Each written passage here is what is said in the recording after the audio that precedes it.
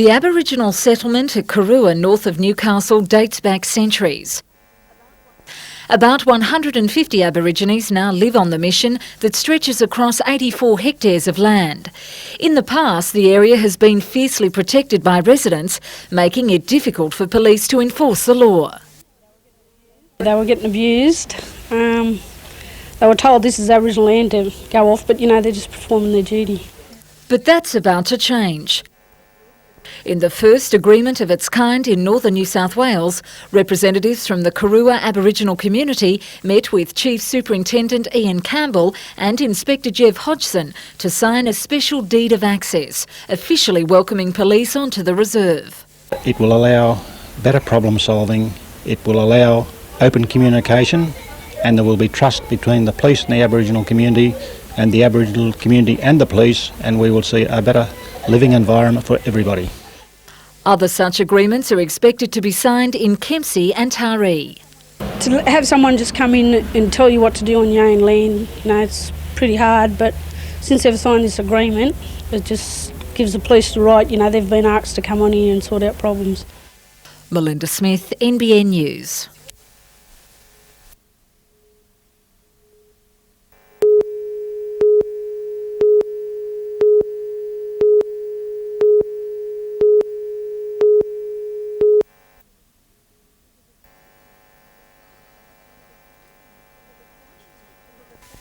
For the family and friends of people reported missing, this week could make a difference.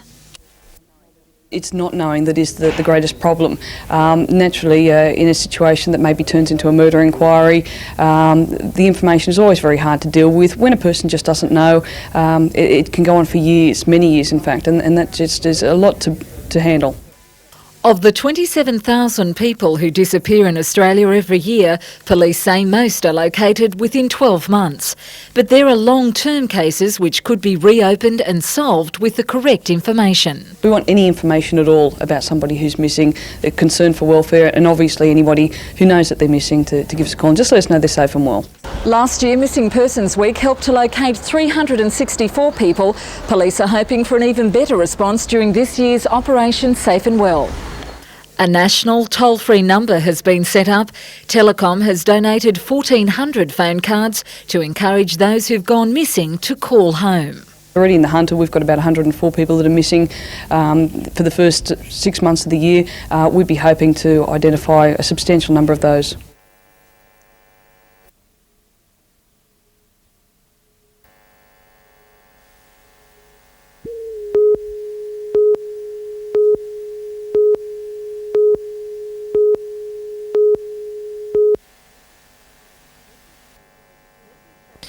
Leslie Shane Hogan from the Central Coast was serving time for malicious wounding, while Patrick Michael Goonan of Sydney was in for assault and rob. Goonan was due for release in 4 years, Hogan in 2. They were seen on the Sports Oval at around 2 o'clock yesterday afternoon. 2 hours later, their disappearance was discovered. They'd escaped through a hole in the fence. It's thought they may have had outside help. Just from the cuts that are on the steel, that it looks like the cuts could have been from the outside. The escape route taken by the pair is just around the corner from that used by another escapee just 2 weeks ago. With the 2 nearby guard towers now unmanned, both breakouts appears to have revealed a weakness in the security system. A concern is a slope in the land near the fence. They could quite easily be unaccounted for just by being down beside the fence there, and they just can't be seen from the level of the oval. Staffing the towers is inappropriate in a minimum security setting. And as far as highlighting a weakness is concerned, it's just part of the difficulties of managing an institution. Police spent today searching the area and interviewing inmates and relatives. Detective Townley has urged anyone sighting the men not to approach them and contact police immediately. Hogan stands 174 centimetres or 5'9" tall, has a dark complexion and uses the alias Therlin. Goonan is 179 centimetres tall, has dark hair and tattoos on his right arm. Catherine Lamond, NBN News.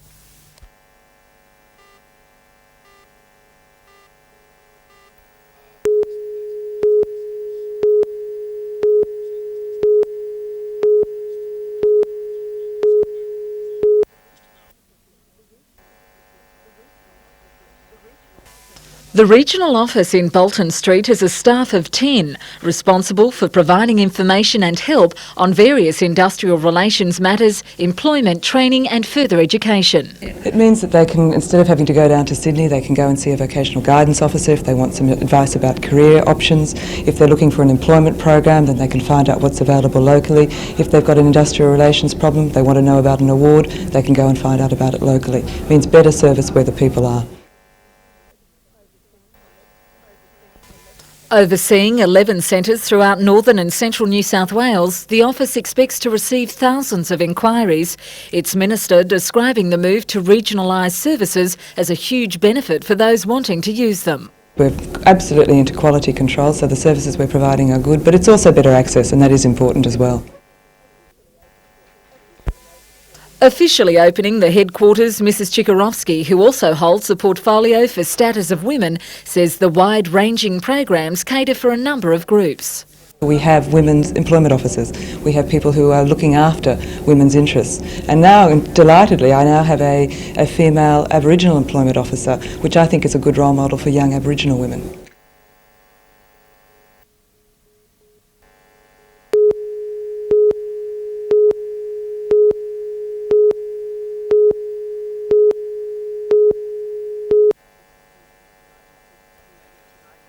Many are saying the 52-16 thrashing by Canberra was the nail in the coffin for the Knights' top 5 quest. A critical blow too for coach David Waite, but he isn't about to throw in the towel. He'll be reapplying for the job next year. Yeah, I've been very interested to take the side. The signs for 1995 are very, very healthy. This is probably one of the best set-up football clubs in the Winfield Cup. Waite believes the side can still make the semis, but they'll need some luck with the more fancied teams losing their final games. Meanwhile, the Western Samoan Rugby Union team arrived in Newcastle this afternoon for their clash with New South Wales on Wednesday. Coached by Peter Schuster, brother of former Knight John Schuster. Several of the Western Samoans have previously been approached to play in Newcastle. While the Knights won't be making any direct contact this visit, management is keeping an eye on the tourists. You need to be in the marketplace and you always need to have your eye on what's happening.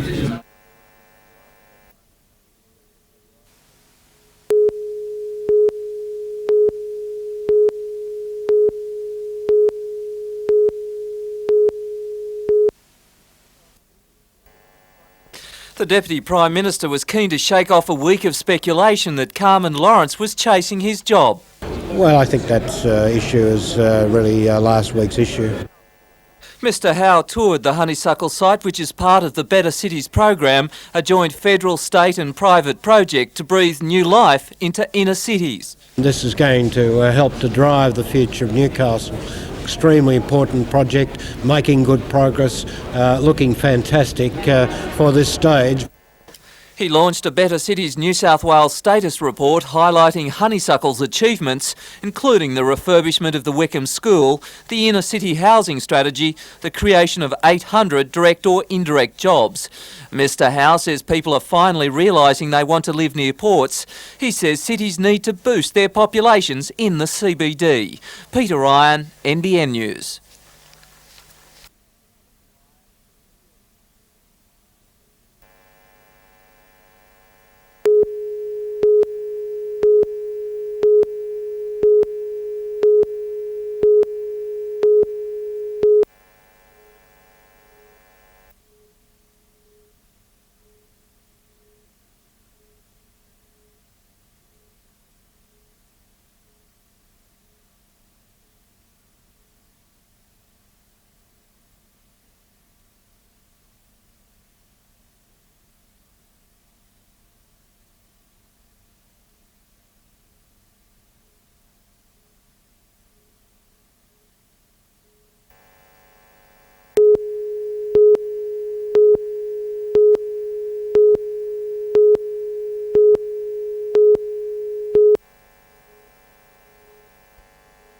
It's one of this region's greatest environmental problems. Salt is choking the Hunter River and farmers who use the water to irrigate are poisoning surrounding soils. Today, the Environmental Protection Authority announced a scheme to restrict the 11 coal mines and 2 power stations from releasing saline wastewater into the river during low flow times. Between now and the 31st of December 1999, we propose to phase out discharges under low flow conditions as quickly as we possibly can. Mines which use technology so they don't have to discharge saline wastewater would receive special credit points, recognising their positive environmental performance. Credits are also awarded for overall good environmental management. They could be used to release set amounts of wastewater into the river during heavy rain when the flow is high and farmers don't need to use the river to irrigate. Coal mines could sell or lease their credits to other mines, financial incentives to be environmentally concerned. The EPA says mines will have to store saline water during low flow times. Brian Gilligan is predicting the Hunter will be in much better shape if the plan goes ahead.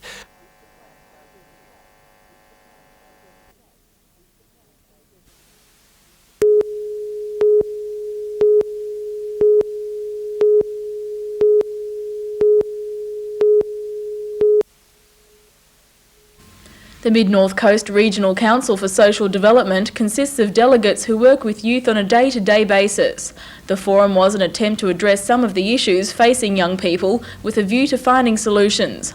Located at the Tari Tourist Information Centre, a number of keynote speakers conducted workshops. Teenage suicide, alcohol abuse and unemployment were high on the agenda. Among those taking part in discussions were teachers and representatives from community support services on the North Coast. Today marks the first of 4 forums that the Mid-North Coast Regional Council for Social Development is running to mark International Year of the Family. The remaining 3 regional forums scheduled for later this year address the needs of children, Aborigines and the elderly. The outcomes of the forum will be forwarded to the Federal Council coordinating this year's International Year of the Family. Tracy Walsh, NBN News.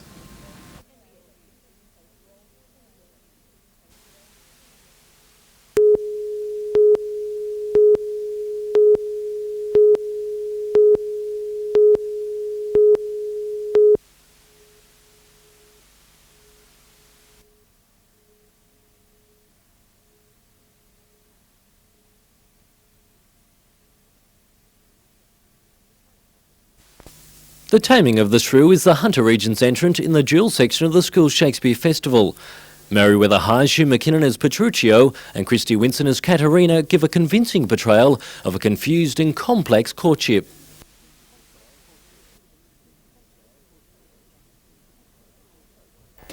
The school also won the Hunter Region final in the scene section with Othello. Alyssa Gordon is the faithful Desdemona, Anna Davies is the proud Othello, Laura Elkin the villain's wife Amelia.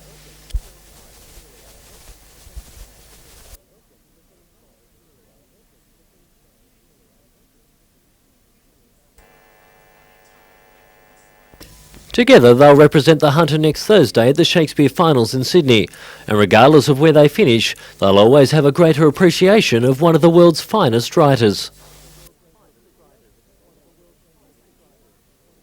They have realised that Shakespeare wrote his plays for performance rather than just for studying the literature aspects of it. So I think it's opened up a whole new world for them as far as what Shakespeare was all about. I understand it a lot better, so I can appreciate it a lot more. I really enjoy it now.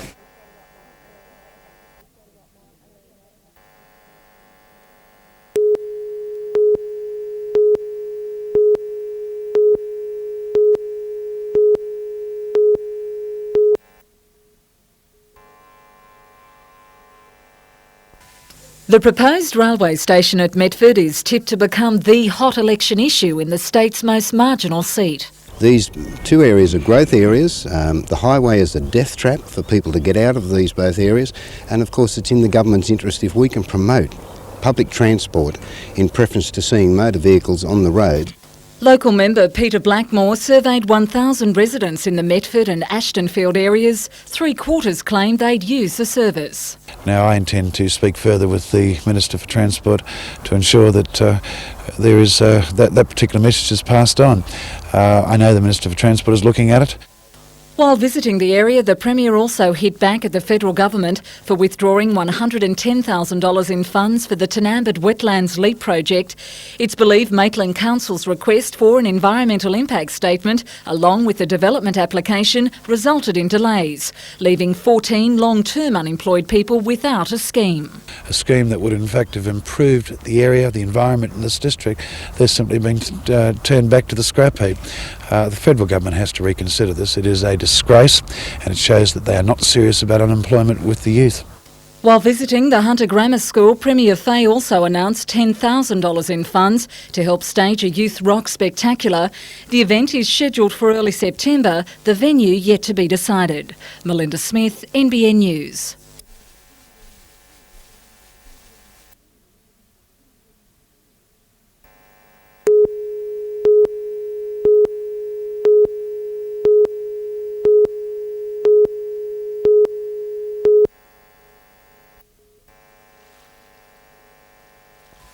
According to the Dam Safety Committee, an authority responsible for overseeing the state's 227 major dams, Grahamstown near Raymond Terrace doesn't meet with standards. Well, it has a problem at the present time in that the impervious core of the dam was not brought up to the crest originally, and this does restrict the ability to store a very major design flood. I'd stress this is an extreme situation. But nevertheless, because of people living below the dam, we do have to make sure that it is safe under these conditions. While visiting the region, the 8-member committee inspected work on the first stage of Hunter Water's $30 million project to rectify the problem. The clay core doesn't come to the surface of the embankment, which means that we can't use the full height of the embankment to store water during a flood. There's a contract actually underway at the moment to raise that clay core to the surface, which will mean that we can utilise the full airspace behind the dam to contain a major flood. Work on stage 2, the building of a huge spillway, is still waiting on ministerial approval. When completed, the whole project will increase capacity by 50%, extending the dam's life 20 years. We will be keeping a watchful eye, but we're very confident that the Hunter Corporation is on the right track here, and I'm sure they'll do an excellent job.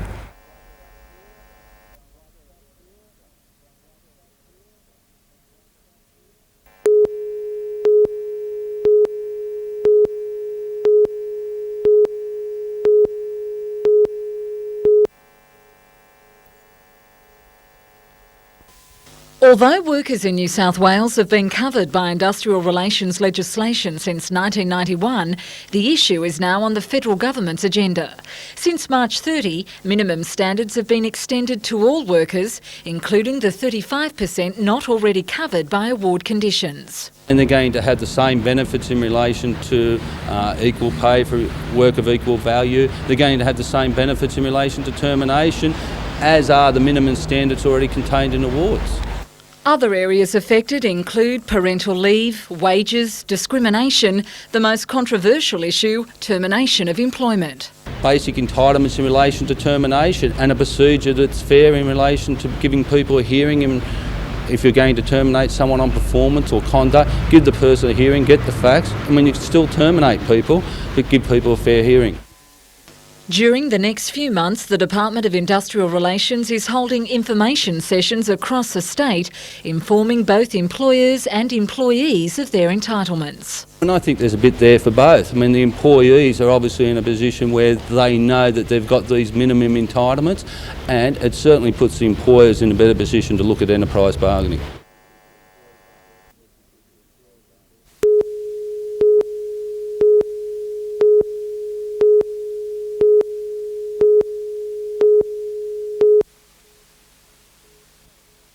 It was a terrifying crash. The semi-trailer travelling south on the F3 freeway near Wyong at around 10 o'clock, somehow crossing the median strip and colliding head-on with the northbound station wagon. The 55-year-old driver of the station wagon was trapped in her seat for more than half an hour, rescue services working delicately to get her out. The front section of her car crushed on impact. She incredibly survived, suffering just minor cuts and a fractured arm. The 51-year-old semi-trailer driver received minor head injuries. Both crash victims were transported to Wyong Hospital. The semis load of a giant 20-tonne pipe was tossed across the road, the truck thrown onto its side coming to rest along the guardrail. We've also got here in attendance the Accident Investigation Squad, the Heavy Vehicle Regulation Unit from West Gosford. They are actually checking the vehicle over to make sure it's not defective. The northbound lane of the F3 was blocked for more than 5 hours. Traffic diverted around the crash site. Peter Ryan, NBN News.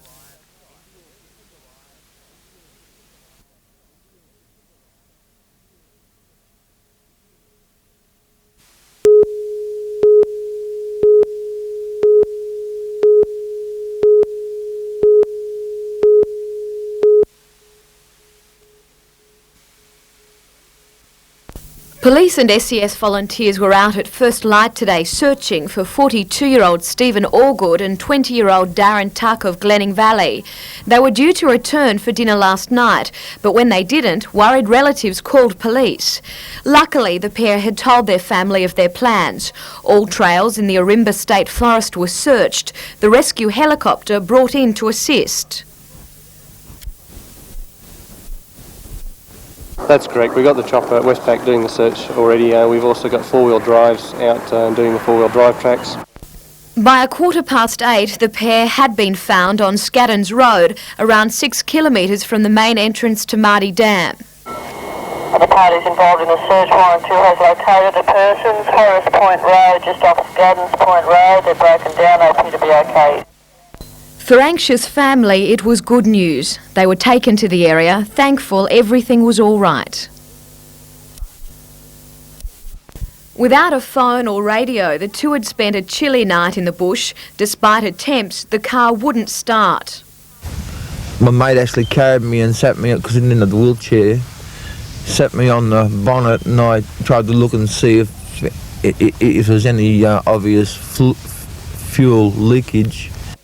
The car belongs to Mr. Allgood and has been modified so he can drive it. While he says he knew they'd be found, he admits it was a worrying night.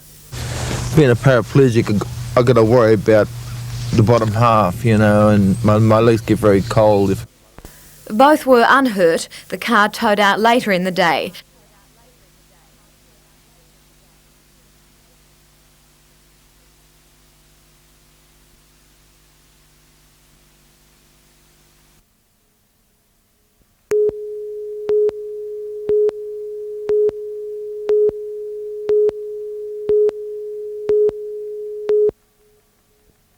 The financially embattled Breakers held their final sponsorship drive last night, but the attendance and attempts to attract funding could at best be described as disappointing. Faced with a $2.6 million debt, almost half of that owed to Westpac, the Breakers have until Sunday to raise $300,000 in sponsorship and prove to the Australian Soccer Federation Newcastle is viable for this season. So far, only 1/3 of the required money has been raised. We just need the sponsorship dollars for the team, not our old debt, not past debt or what we need to repay, but for the team to be a competitive team in the competition. Pat Clark had two meetings today, one with Newcastle City Council asking it to underwrite the $200,000 in outstanding sponsorship. He also spoke with Sydney representatives of a large Australian company about sponsorship and the option of becoming a major shareholder of the team and premises. Replies aren't expected for at least 24 hours. Pat believes the national governing body could help the Breakers, but doesn't expect any favours. Well, there are politics involved, and there are decisions. They are responsible to the other clubs in the NSL. If the Breakers fold, he feels another federation may buy the facility. New South Wales would certainly be interested in purchasing the facility, and then they would need someone that is on hand in Newcastle to run the facility on their behalf, and Northern New South Wales is the obvious choice for that. ASF Chairman John Constantine refused to comment on the Breakers situation until after tonight's board meeting. Out here at Breakers headquarters, the 11-member board has just begun meeting behind closed doors, with Pat Clark briefing directors on his discussions today. After this, the board will then vote on whether to keep the club going or withdraw the team from the NSL and close the club doors on Sunday evening. If this is the case, a meeting of club members will have to be called within the next 3 weeks to get the members' permission to wind the club up. Well, that's all from me. Now back to you, Chris.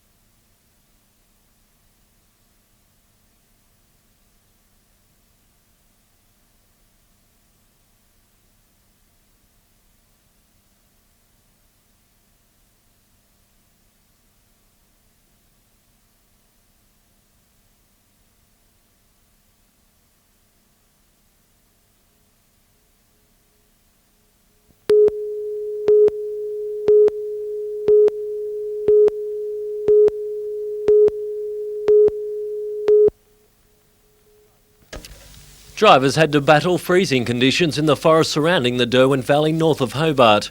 Newcastle's Michael Guest in a Lancer was all fired up to extend his overnight lead, and he careered away to win by nearly 2 minutes. It was the Lancers' day with Ed Ordinsky coming in second. Coffs Harbour banana farmer Wayne Hoy finished a further minute behind in third. Neil Bates and Stuart Reid were forced out with mechanical problems. The wing gives Guest the lead in the Australian Rally Series, but is still wide open with 3 rounds to go. Drivers move on to Perth next month for the highest scoring rally of the year. Richard O'Leary, NBN News.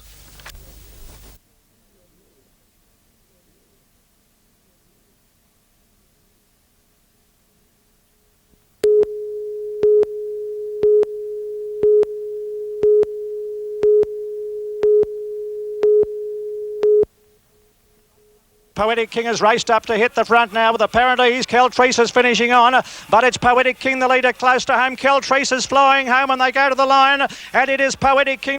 A great first up run by Poetic King and another Gary Harley winner. It paid $2 and $1.20, the trifecta $21.70. And another great return to the track in Sydney with the running of the San Domenico Stakes over 1,000 metres.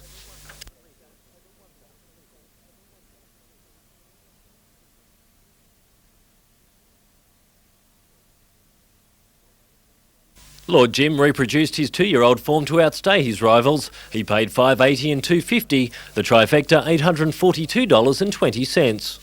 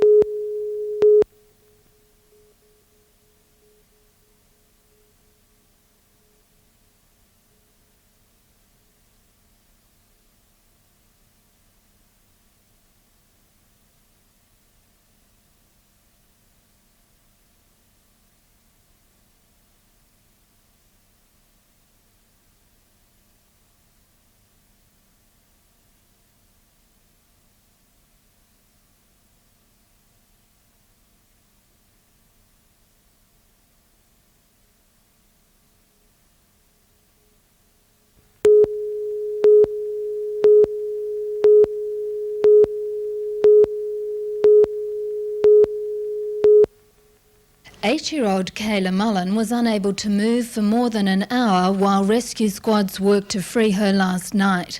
She'd tripped and fallen onto the claws of some ploughing equipment. I just tripped over in the middle of the harrows and then fell on the sharp bit. Kayla was today recovering from her ordeal in Manning Base Hospital. Leanne Mullen says her daughter's accident should be a reminder to other families on the land to be safety conscious. Just to turn your chain harrows up the other way, having the spikes facing down to the ground, it's something that you don't think of until something like this happens. But it's just one of those things, just an accident. Although still sore, Kayla was grateful to those who helped her. I'd like to say thanks to the ambulance people, the rescue squad and the hospital for looking after me. Jane Anderson, NBN News.